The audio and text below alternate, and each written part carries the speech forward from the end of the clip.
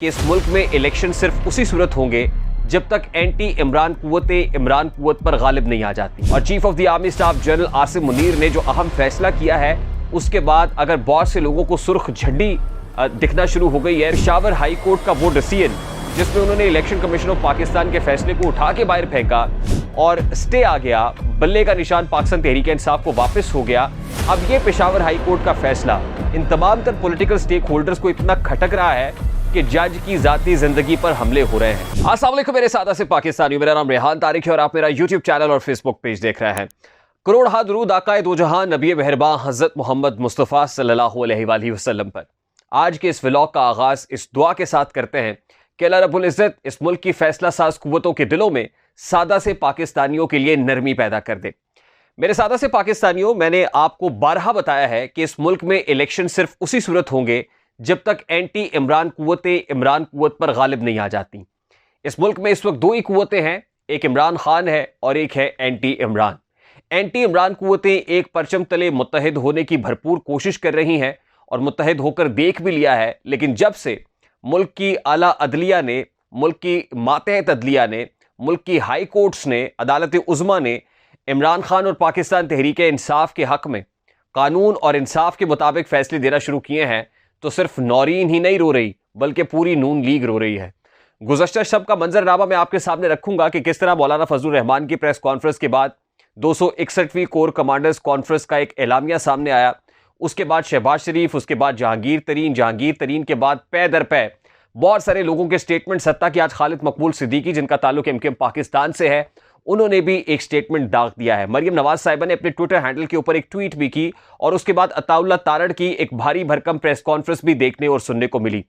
ये क्या हो रहा है और क्यों हो रहा है, ये सब बताने से पहले मैं आपको ये बता दूं कि मुल्क के फैसला साज हलकों ने, खास तौर पे इस्टेब्लिशमेंट, जिसको जो फौज का उर्फ आम में हम इस्टेब्लिशमेंट कहते हैं, उन्होंने भी एक प्रिंसिपल पोजीशन ले ली है।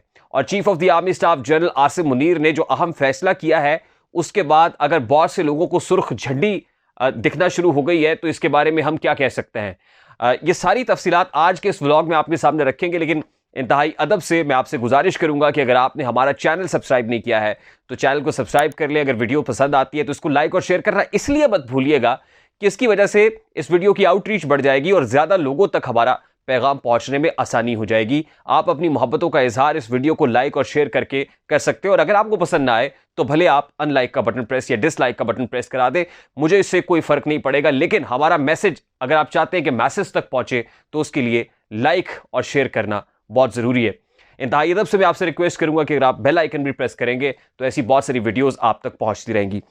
अब मेरे सादा से पाकिस्तानियों, गुज़श्ता शाम मौलाना फजलुर रहमान साहब ने जो प्रेस कॉन्फ्रेंस की, उसमें उन्होंने दिल की भड़ास खूब निकाली, क्योंकि मौलाना फजलुर रहमान बार बार ये कह रहे थे कि दो सूबों के अंदर मौसमी हालात ठीक नहीं है, दो सूबों के अंदर सिक्योरिटी सिचुएशन बड़ी क्रिटिकल है, जिसकी वजह से इन दो सूबों के अंदर में इलेक्शन कैंपेन नहीं कर सकते।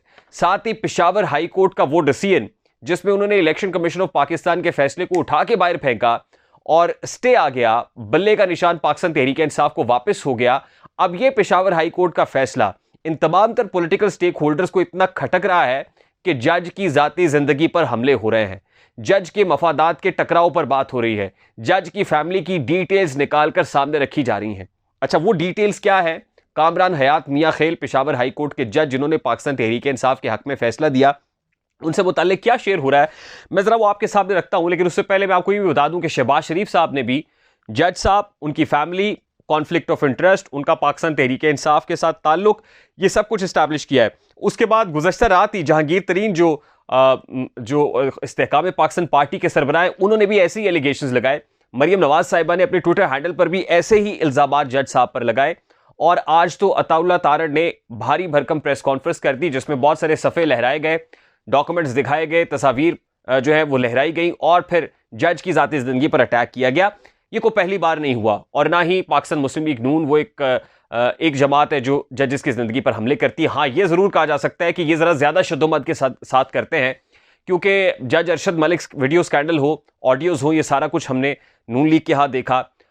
मलिक क़यूम के हवाले से, जस्टिस क़यूम के हवाले से जो एक ऑडियो लीक होती है वो शहबाज शरीफ साहब की होती है। उसके बाद जजेस को लेकर, उनके ऊपर दबाव को लेके, अदलिया के ऊपर अटैक को लेके बहुत सारी ऐसी मिसालें जो माजी के अंदर भरी पड़ी हैं। लेकिन उसके साथ साथ हम ये भी देखते हैं कि जिस पॉलिटिकल पार्टी को जो इंटरेस्ट अचीव करना होता है वो अपने इंटरेस्ट के मुताबिक मुतल्लिका कोर्ट के ऊपर, मुतल्लिका जज के ऊपर प्रेशर डालना शुरू कर देते हैं। तो इस वक्त जो वेव बन रही है उसमें अदलिया के ऊपर एक बार फिर अटैकिंग शुरू हो गई है, बावजूद इसके कि जस्टिस काजी फायज ईसा के आने से नून लीग ये समझती थी कि उनके बहुत सारे मसाइल का हल मशरूत है।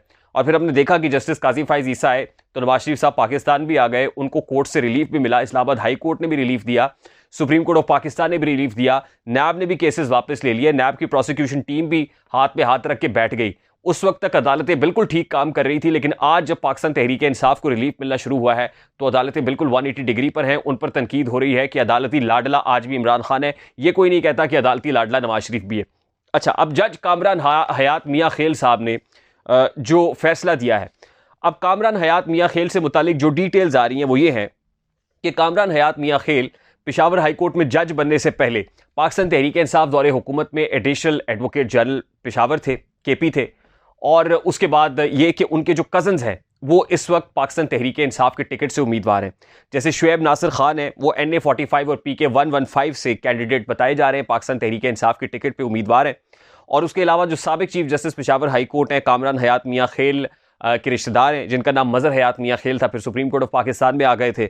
और उसके साथ साथ ये भी कहा जा रहा है कि जो शाहिद हयात मियाँ खेल हैं उनके भाई हैं, कामरान हयात मियाँ खेल के भाई हैं शाहिद हयात मियाँ खेल, ये पुलिस सर्विस ऑफ पाकिस्तान के अंदर खिदमत सर अंजाम दे रहे हैं। अब ये कामरान हयात मियाँ खेल को लेकर पूरी की पूरी कैंपेन डिज़ाइन कर ली गई है और इलेक्शन कमीशन ऑफ पाकिस्तान ने भी हमारी मालूमात के मुताबिक ये फैसला कर लिया कि पेशावर हाई कोर्ट के अंदर ही इस फैसले को चैलेंज किया जाएगा। यानी मुतासरा फरीक कौन है इसमें? अकबर एस बाबर। मुतासरा फरीक नौरीन है। मुतासरा फरीक वो तमाम लोग हैं जो इंट्रा पार्टी इलेक्शंस के अंदर कंटेस्ट करने में दिलचस्पी रखते थे, लेकिन मुतासरा फरीक अभी तक कुछ नहीं बोल रहे हैं। इलेक्शन कमीशन ऑफ पाकिस्तान फरीक बन के सामने आ गया है और उसने कहा है कि वो इस फैसले को चैलेंज करेंगे। अब इलेक्शन कमीशन ऑफ पाकिस्तान भी खुल के नंगा होकर सामने आ गया है। अच्छा, अब इस सारे मामले के अंदर ये जो कुछ हो रहा है और एक मुनज़्ज़म कैंपेन चल रही है, इस वक्त मीडिया टॉक्स हो रही हैं, प्रेस कॉन्फ्रेंसेस हो रही हैं, गुफ्तगू हो रही है। अगर ये पॉलिटिकल स्टेक होल्डर्स वाकई समझते हैं कि कामरान हयात मियाँ खेल के अगेंस्ट इतने स्ट्रॉन्ग एविडेंसेस मौजूद हैं, तो मेरा ख्याल है कि सुप्रीम कोर्ट ऑफ पाकिस्तान का फौरी तौर पर इनको दरवाजा खटखटाना चाहिए। वो इसलिए कह रहा हूं मैं कि जज अरशद मलिक से मुतालिक जो ऑडियो वीडियो जिसपे हमने एक पूरी कैंपेन देखी, जिसपे बहुत प्रेस कॉन्फ्रेंसेस हुई, बहुत बातें सुनी, जिस वक्त वो केस आया तो जज अरशद मलिक वीडियो स्कैंडल के ऊपर बात इससे पेशतर के की जाती या उस केस को आगे बढ़ाया जाता, नून लीग ने वो मामला वापस ले लिया और फिर उसके बाद कहा हम मेरिट्स के ऊपर कंटेस्ट करेंगे। यानी पूरी की पूरी पॉलिटिकल कैंपेन बनाने के बाद वो वीडियो ऑडियो का धंधा वापस ले लिया गया। अब भी जज साहब के अगेंस्ट जो कैंपेन बनाई जा रही है इस पे अपना इंटरेस्ट तो अचीव कर लिया जाएगा, लेकिन जिसकी जात के ऊपर कीचड़ उछाला गया उसके बाद वो कैंपेन वापस ले ली जाएगी। अच्छा, मैं यहां पे बिल्कुल ये नहीं कहना चाह रहा कि पाकिस्तान मुस्लिम लीग नून ही अकेली ये करती है। पाकिस्तान तहरीक इंसाफ की तरफ से भी इस्लामाबाद हाई कोर्ट के चीफ जस्टिस आमिर फारूक के अगेंस्ट कैंपेन की गई। पाकिस्तान तहरीक इंसाफ को भी जब जब मौका मिला उन्होंने ये सब कुछ किया। But at this point in time बल्ला क्यों जरूरी हो गया है, समझने की जरूरत यह है कि पूरे के पूरी सियासी जमातें एक तरफ और पाकिस्तान तहरीक इंसाफ का कप्तान और बल्ला एक तरफ, यानी बल्ला तमाम सियासी जमातों पर भारी हुआ है। पहले तो एक नौरीन रो रही थी ना, नौरीन ने रो रो के ट्विटर एक्स गीला कर दिया, यानी अब उसके बाद पूरी पाकिस्तान मुस्लिम लीग नून और पूरी PDM रो रही है कि इनको बल्ले का निशान नहीं देना। और बल्ले का खौफ इतना ज्यादा क्यों है? यानी इस वक्त उनको अंदाजा है भरपूर अंदाज में, यानी कि पूरी की पूरी कुव्वतें, जो मैं आपको कहता था ना कि एंटी इमरान कुव्वतें इकट्ठी हो जाती हैं, इमरान कुव्वत इतनी ज्यादा है कि एक बल्ले से डर रहे हैं। और बल्ला अगर पाकिस्तान तहरीक इंसाफ को मिलता है तो उनको पता है कि बल्ले पे बहुत ठप्पे लगने हैं और वोटर टर्नआउट बहुत ज्यादा होगा और फिर हम इलेक्शंस के मुताहमिल नहीं हो सकेंगे। प्रैक्टिकली पाकिस्तान मुस्लिम लीग नून साइलों में कोई बड़ा जलसा नहीं कर रही, कोई बड़ा पावर शो नहीं कर रही, कुछ समझ नहीं आ रही और उनको ये यकीन दहानी चाहिए है कि इलेक्शन डिले हो जाए। अब फौज ने भी झंडी दिखा दी है। गुज़श्ता रोज कोर कमांडर्स कॉन्फ्रेंस के अंदर जो कहा गया कि इलेक्शन कमीशन को जो रिक्वायर्ड नंबर है, मतलूबा तादाद चाहिए है सिक्योरिटी के हवाले से, वो हम प्रोवाइड कर देंगे। उसके बाद अब ये जो पॉलिटिकल स्टेक होल्डर हैं वो chief of the army staff Asim Munir साहब से और फौज से ये कह रहे हैं कि भाई आप पूरे तरीके से, इमरान खान तो ठिकाने लगा नहीं, बल्ला तो भी ठिकाने लगा नहीं, वापस हो गया है। इमरान खान को भी हो सकता है कि उसकी नाहली को फारिग कर दिया जाए और उसका साइफर केस भी उड़ा के रख दिया गया है, तो आप इलेक्शंस कैसे करा रहे हैं? अब फौज ने भी कहा जी हमारे दामन पे जो दाग लगा हुआ है हम मजीद दाग अपने दामन पे नहीं लेंगे, हम इस दाग को धोना चाहते हैं। जैसे अदलिया दाग धो रही है वैसे ही फौज भी दाग धोने के लिए तैयार है और पॉलिटिकल स्टेक होल्डर्स को कहा है कि जी आप जाने अदलिया जाने, अदालतें फैसले कर रही हैं, हमारा जिम्मा कोई नहीं है। इसीलिए अब सब ने अटैकिंग खुला के अदलिया पे करना शुरू कर दी है। मैं आपको यह भी खबर दे रहा हूं कि आने वाले दिनों में अभी तक तो ये एस्टैब्लिशमेंट के साथ हैंड्स इन हैंड चल रहे थे, लेकिन आने वाले दिनों में जब नवाज शरीफ साहब को इलेक्शन ना लड़ने दिया गया, क्योंकि जनवरी आ रहा है और 2 जनवरी को बड़ा इंपॉर्टेंट केस लगा हुआ है नवाज शरीफ साहब के मुतालिक, जिसमें जो सुप्रीम कोर्ट में प्रैक्टिस एंड प्रोसीजर बिल के बाद इलेक्शन एक्ट, और इलेक्शन एक्ट के अंदर सजा नाअहली 5 साल कर दी गई थी। अब सुप्रीम कोर्ट ऑफ पाकिस्तान ने यह फैसला करना है कि नवाज शरीफ अहल है या नहीं है। तो अगर सुप्रीम कोर्ट ऑफ पाकिस्तान मियां साहब को भी नाअहल करार दे देती है और इलेक्शन कंटेस्ट नहीं करते, तो उसके बाद पूरी की पूरी नून लीग ये अदलिया पर की जाने वाली तनकीद का रुख एस्टैब्लिशमेंट की तरफ भी मोड़ सकती है, और हो सकता है कि नवाज शरीफ साहब नाते तोते रह जाए, ना तो वजारत उज़्मा जिसके ख्वाब देख रहे हैं वो मिले, ना ही वापस जाने का रास्ता दिया जाए कि मियां साहब वापस लंदन जा सकें। बीमार गुज़श्ता रोज़ वो पार्लिमानी बोर्ड के अंदर पड़ गए हैं। तो आने वाले दिनों में मौलाना फजलुर रहमान, मियां नवाज शरीफ और इस्तेहकाम पाकिस्तान पार्टी JUI, ये सारे लोग आपको एहतजाज करते हुए जो भी नजर आ रहे हैं अगेंस्ट अदलिया, या आपको इस्टेब्लिशमेंट के अगेंस्ट भी खम ठोक कर मैदान में आते हुए, सड़कों पर एहतजाज करते हुए, कमीजें फाड़ते हुए, एक दूसरे से दस्तों गिरेबां होते हुए, रोते हुए, रो रो के। नौरीन ने तो ट्विटर गीला किया था, इन्होंने पाकिस्तान की सड़कें गीली कर देनी है। मुझे रेहान तारिक को इजाजत दीजिए, अपना बहुत सारा ख्याल रखिएगा। अस्सलाम वालेकुम।